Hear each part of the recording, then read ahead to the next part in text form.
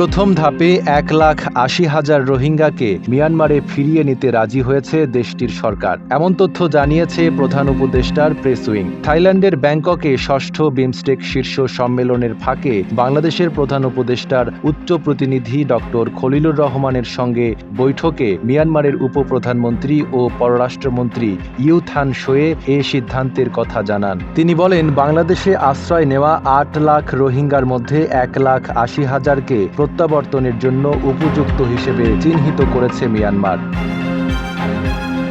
এটি রোহিঙ্গা সংকট সমাধানে প্রথম নিশ্চিত তালিকা এবং দীর্ঘস্থায়ী সমাধানের পথে একটি বড় অগ্রগতি। 2018 থেকে 2020 সালের মধ্যে বাংলাদেশ 6 ধাপে রোহিঙ্গাদের একটি মূল তালিকা মিয়ানমারকে সরবরাহ করেছিল। সেই তালিকা থেকে এখনও 70,000 রোহিঙ্গার ছবি ও নাম অতিরিক্ত যাচাই বাছাইয়ের অপেক্ষায় রয়েছে।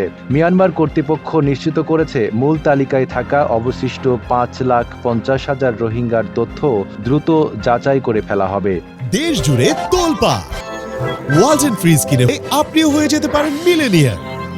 বৈঠকে ভূমিকম্পে ক্ষতিগ্রস্ত মিয়ানমারের জনগণের প্রতি গভীর সমবেদনা জানান প্রধান উপদেষ্টার উচ্চ প্রতিনিধি। একই সঙ্গে তিনি জানান, দুর্যোগে ক্ষতিগ্রস্ত মানুষের সহায়তায় বাংলাদেশ আরও মানবিক সহায়তা পাঠাতে প্রস্তুত রয়েছে।